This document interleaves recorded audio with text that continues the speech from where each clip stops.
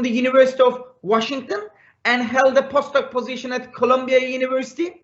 He is the author of award-winning Secularism and State Policies Towards Religion, the United States, France, and Turkey, which was published, if I'm not mistaken, in 2009 from Cambridge University Press, and the co-editor of, with late Alfred Stefan, of Democracy, Islam and Secularism in Turkey, which was published by Columbia University Press.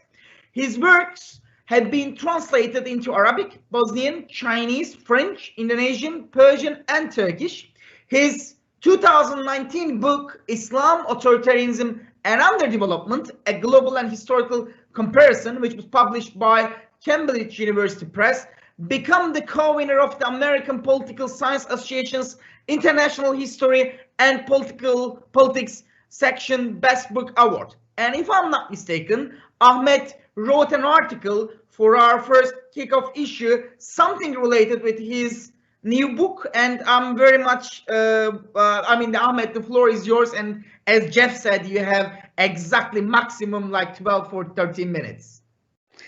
Thank you so much for inviting me to this event. I really appreciate that you have my article in the inaugural issue of International Journal of Religion, which will definitely leave a mark in the field and many fields, interdisciplinary studies on religion, and editing with Jeffrey, Erdi, and Eric. It's very promising and very exciting, and I'm honored to be here with you today.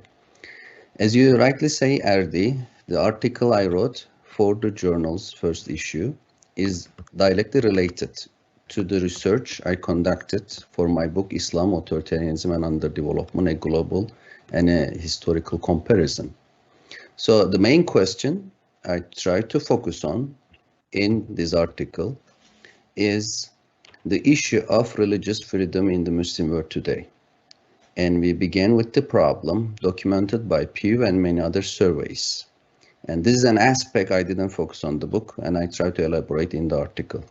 And when we look at the issue of religious freedom for both the minority dissents and the dissent of the majority religion Islam in Muslim majority countries, 49 of them in the world, the state-religion alliance, state-religion partnership, or establishment of a religion, whatever you name it, is a major problem.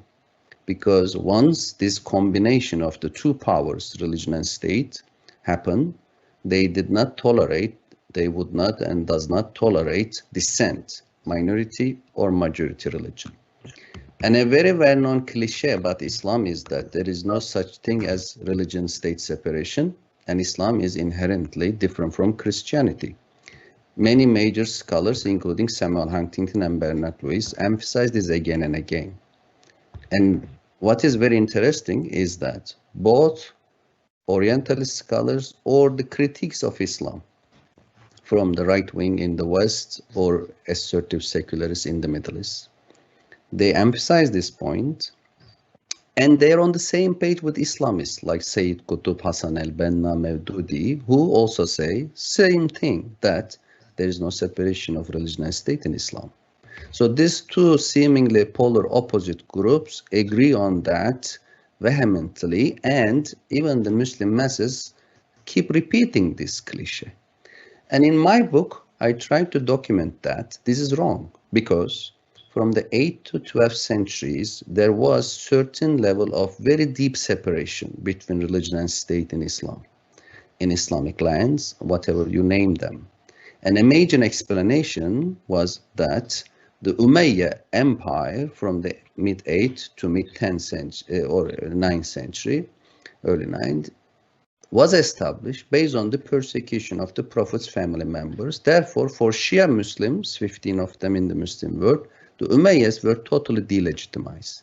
But even for the Muslims, 80 to 85% in the Muslim world, the Umayyads, then the following Abbasi leaders, were quote-unquote secular leaders. Except one of them who only ruled 2 years, these leaders did not have religious authority, religious legitimacy. Who had the religious authority? The ulema, Islamic scholars. And the ulema keep emphasizing that at that time, from 8th to 12th century, it is forbidden to receive state money. it is at least for something undesirable to receive state money, because state is corrupt. State politicians focus on their morality. They don't have Islamic ethics.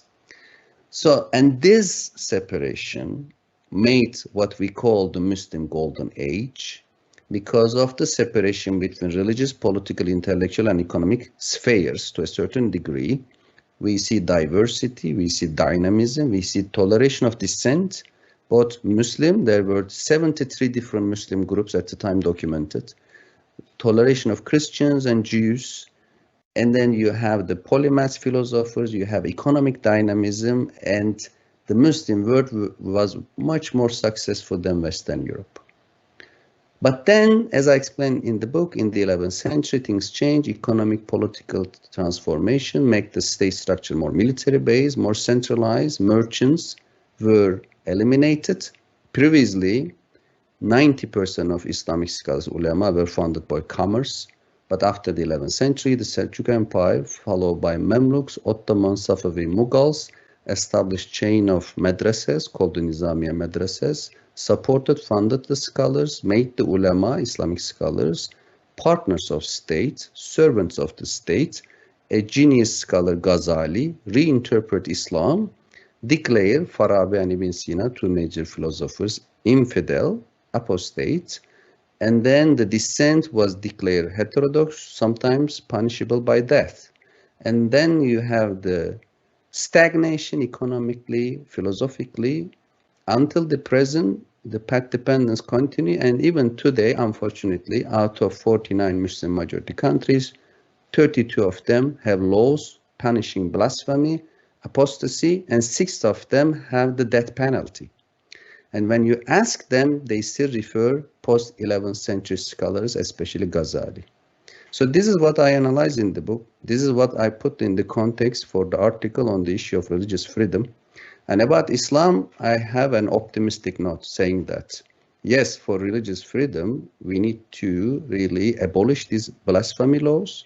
We need to really put certain separation between religious authority, political authority.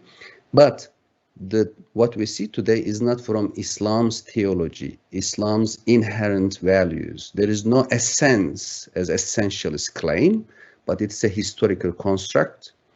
And Muslims, if they want a more tolerant, liberal notion of religion-state separation, they have a model in their early history between 8th to 12th century. That's the time that all Muslims proud for producing philosophers and economic dynamism, and that's the time that Islam was different. Later on, after post-11th century, scholars like Ibn Taymiyyah, they reinterpret the Quran, which says that follow those who have authority, and Ibn Taymiyyah that the verse ulul amri minkum refers to ulama and umara, what I call ulema-state alliance. But this is a post-11th century Islam, it's not the original interpretation. They fabricated a hadith that religion and state are twin brothers, which was in fact a Sasanian Persian maxim. One may read the article in a very pessimistic manner, but I am optimistic saying that Muslims had a model in their early history, therefore they may re-establish certain level of separation. And then what I tried to make original in this article, going beyond the book, is my analysis of Christianity. Because as I mentioned at the very beginning, the cliche is that Islam rejects separation, but Christianity always accepts and even idealize. But in this article, referring to major scholars like Harold Berman and his major book, Religion and Revolution, I elaborate very interesting point, which is that when Islam was changing in mid-11th century, Christianity changed too. And they almost reverse. There is now the term reversal of fortune. We have the reversal of religion-state relations. Because before the 11th century, Catholicism had the alliance between clergy and monarchy. Catholic Europe did not have philosophers. Europe had neither a city like Baghdad nor a philosopher like Ibn Sina. But in the 11th century, what Harold Berman and many other scholars said, there happened a papal revolution. From the mid-11th to mid-12th century, Both the popes and the German kings tried to dominate each other, but both failed. Neither had an idea of separation. Pope tried to oppress political power, declaring that the kings shall kiss the feet of the Pope can remove the emperor, and then the emperor said, no, I have the authority to remove the Pope. And then the Pope declared the German King Henry an apostate. The Henry changed the Pope. As a result of this accidental war between monarchical authority and papal authority, the church-state separation in the mid-11th century was institutionalized. Of course, the debate even continues today. Of course, even in France, church-state separation took very long until 1905. But the bottom line I'm trying to elaborate in the article is that in both Islam and Christianity, relation between religion and state is too complex to be defined by simple sentences from a hadith or the Bible. It's a historical contract, a political relationship, needs to analyze, and to better understand, we need a comparative historical analysis, and we should avoid the trap of essentialism that's produced by Huntington and others. Thank you so much.